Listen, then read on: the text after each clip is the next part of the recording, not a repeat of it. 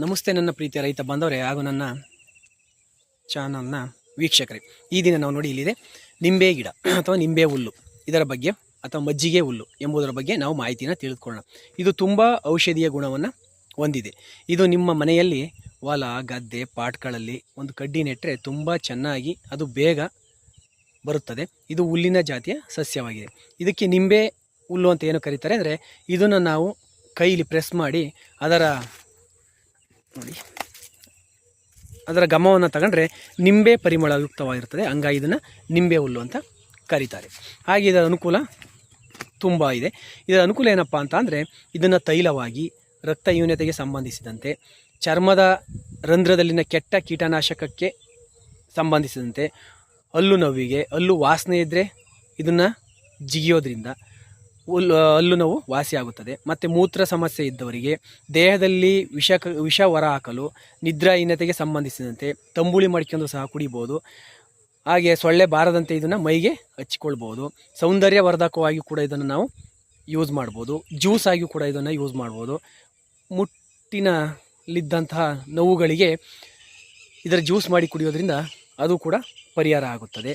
ಹಾಗೆ ಗ್ಯಾಸ್ಟ್ರಿಕ್ಕು, ಅಜೀರ್ಣತೆ, ಕೆಂಪು ರಕ್ತ ಹೆಚ್ಚಾಗುವುದಕ್ಕೆ ಸೋಪು, ಶಾಂಪು, ಪ್ರಮುಖವಾಗಿ ಲೆಮನ್ ಟೀ ಮಾಡಿ ಕುಡಿಯೋದ್ರಿಂದ ನಮ್ಮ ಶರೀರಕ್ಕೆ ತುಂಬ ತಂಪಾದಂತಹ ಅಂಶವನ್ನು ಇದು ನೀಡುತ್ತದೆ. ಲೆಮನ್ ಟೀ ಅಂದರೆ ನೀವು ಮಾಮೂಲಿ ಟೀ ಮಾಡ್ತಿರಲ್ಲ, ಅದೇ ಥರ ಟೀ ಮಾಡುವಾಗ ಇದನ್ನು ನೋಡಿ ಈ ಥರ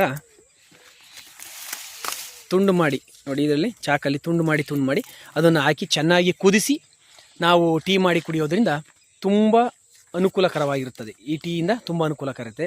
ಇದು ನಮಗೆ ಮೈಂಡ್ ರಿಲೀಫ್ ಕೊಡುತ್ತದೆ, ದೇಹ ಹಗುರವಾಗುತ್ತದೆ, ಶರೀರವನ್ನು ತೇಜೋವಧೆಯಾಗಿ ಇಡಿಸುತ್ತದೆ. ಹಾಗೆ ಮನಸ್ಸು ತುಂಬ ಉಲ್ಲಾಸದಾಯಕವಾಗುವಂತೆ ಈ ಗಿಡ ಮಾಡುತ್ತದೆ. ಹಾಗೆ ಇದಕ್ಕೆ ಇನ್ನೊಂದು ಪ್ರಮುಖವಾಗಿ ಜೀರಿಗೆ, ಮೆಣಸು, ಲವಂಗ, ಬಜೆ, ಶುಂಠಿ ಹಾಕಿ ಲೆಮನ್ ಹುಲ್ಲನ್ನು ಹಾಕಿ ಚೆನ್ನಾಗಿ ನೀರಿನಲ್ಲಿ ಕುದಿಸಿ ನಾವು ಕುಡಿಯೋದ್ರಿಂದ ಕೆಮ್ಮು, ಶೀತ, ನೆಗಡಿ, ಜ್ವರ ಇವುಗಳು ವಾಸಿಯಾಗುತ್ತದೆ.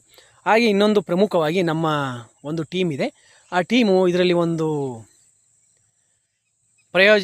ಪ್ರಯೋಗವನ್ನು ಮಾಡಿದೆ. ಪ್ರಯೋಗ ಏನಪ್ಪ ಅಂದರೆ, ಈ ಹುಲ್ಲನ್ನು ನಾವು ಹುಲ್ಲು ಮತ್ತು ಸೊಗದೆ ಬೇರು ಅಂತ ಕೇಳಿದಿರಿ, ಅವೆರಡನ್ನೂ ಕೂಡ ಚೆನ್ನಾಗಿ ಕಾಯಿಸಿ ಸ್ವಲ್ಪ ಉಪ್ಪು ಹಾಕಿ ಹಾಲಿನ ಜೊತೆ ಅಥವಾ ಬರೀ ನೀರಿನಲ್ಲಿ ಚೆನ್ನಾಗಿ ಕಾಯಿಸಿ ಕುಡಿಯೋದ್ರಿಂದ ನೀವು ಈ ಕುರಿ ಕಾಲು ಸೂಪ್ ಕುಡಿದಿರ್ತಿರಲ್ಲ, ಅದೇ ಸೇಮ್ ಟು ಸೇಮ್ 100ಕ್ಕೆ 100 ಭಾಗ ಅದೇ ಪೌಷ್ಟಿಕಾಂಶವನ್ನು ಕೊಡುತ್ತದೆ ಮತ್ತು ಅದೇ ಥರದ ನಿಮ್ಮ ಬಾಯಿಗೆ ರುಚಿಯನ್ನು ಕೊಡುತ್ತದೆ. ಇದನ್ನು ನಾವು ಪ್ರಯೋಗ ಮಾಡಿ ಸಕ್ಸಸ್ ಆಗಿದ್ದೀವಿ.